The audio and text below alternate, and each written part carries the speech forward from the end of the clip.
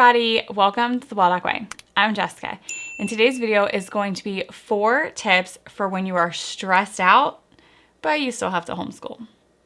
Now, I get it, life is unpredictable. As a homeschool mom, we have so much on our plate. There are so many things going on. Maybe it's an appointment, maybe you have a headache, maybe the refrigerator decided to break and you have a repairman on the way.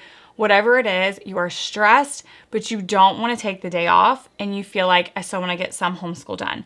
So on days like that, these are the tips that I personally try to remind myself of, and I thought it would be a great time to share them with you. Tip number 1 is to focus on the essentials. And by essentials, that may be different for everybody, but figure out what you're must do. What is the 1 to 2 things? Don't make a list of 5 because that's not really essential, is it? You have to get done. When Emily was younger, for us, it was morning basket. If all we got through was our morning basket, it was a win. The day was a success. I was happy. For other moms, maybe it's math and reading. So hey, you need to get a math lesson done and let's read for 15 or 20 minutes or whatever that might be. And then you can be done for the day. Focus on whatever your bare minimum is, your minimum viable day. Whatever it is that's going to make you feel like we at least homeschooled. I can at least check a box. That's what you need to do. Now, even though Emily is older, my bare minimum is reading a book and playing a game, because I feel like we can learn so many things from it.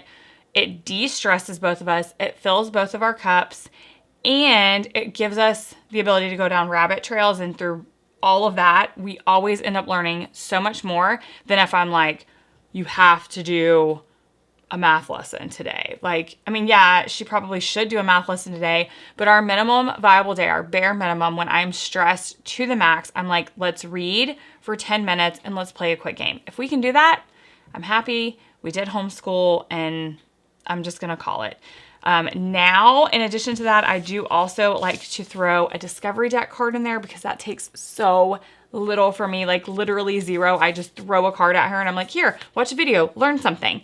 And it's 5 to 10 minutes of her day. So it's not like it takes very much from her. So that is now an addition to my bare minimum is okay, watch this while I'm pulling my hair out probably. And then, okay, now that I'm no longer pulling my hair out, let's read and play a game and we're going to call it a day. We're just going to walk away. Tip number 2 is to get creative. So I know that a lot of times we think that as homeschool moms, homeschooling happens when there's a lesson. I know there are so many times that I'm this doesn't feel like it's enough, but it is. So maybe you just need to get creative.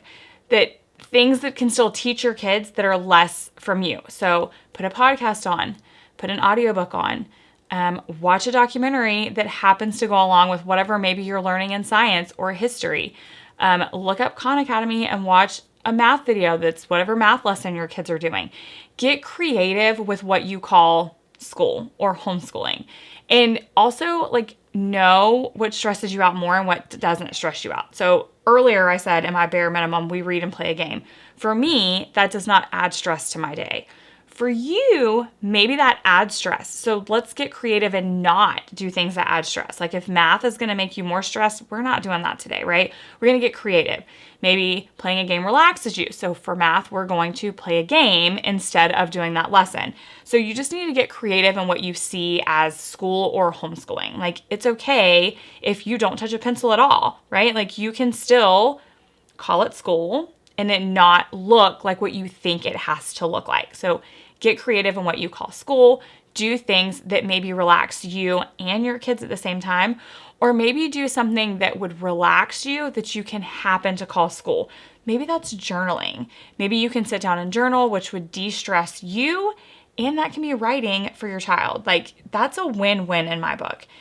Maybe you go for a walk because that would de-stress you and you point out some nature and you call it a nature walk. And it's a win-win. Tip number 3 is to not do it alone.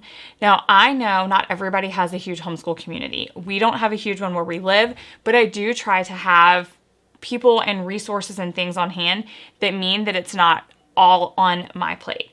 So I'm lucky enough that Kevin is home with us full time. So there are times when I'm like, I'm too stressed, I can't do this. Can you take her for an hour or a day, and can you do lessons with her? Can you do a subscription box? Can you entertain her? That is a huge perk for me. If you live close to somebody else who homeschools, you guys could trade off. Like, hey, I know that you're going through this really stressful time right now. Why don't you bring your kids over and I'll do something with them? Maybe it's an art project, subscription box, whatever. And then you guys can reverse the favor. There are co-ops out there if that's your thing. If none of that sounds appealing to you and you're like, I'm stressed and peopling is going to stress me out more, that's me. Then you can do something like 𝐂𝐴𝐳. You can outsource some sort of lesson to somebody else online via the computer where you don't have to people. So that is another thing. Know your stressors and know what's going to add to them. Because for me, peopling would make me more stressed. Therefore, that is not helpful. Like going to take her to a friend's house or outsourcing to like a co-op, like that's just going to stress me out more because we live an hour from civilization. That's taking time away. Like that's not going to work for me. So instead, I can do something like 𝐂𝐴𝐳 and say, hey, let's do this. Or a book club or her Lego class. Like all of those are me outsourcing to somebody else, so I'm not the one who's doing it all by myself. And tip number 4 is to give yourself tons of grace.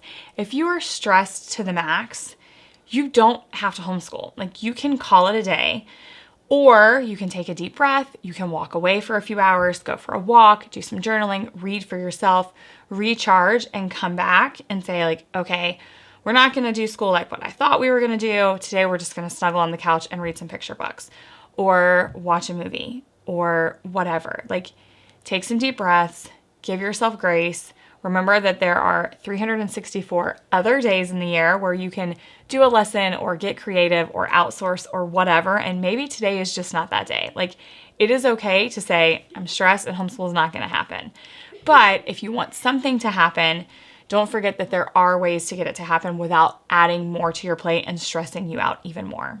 Now, if you're looking for some additional self-care resources as a homeschool mom to help prevent homeschool mom burnout, I will leave some links in the description that you may want to check out. But I would love to hear from you. When you are stressed out, but you still have to homeschool, what are your tips for making it happen? Let me know down in the comments.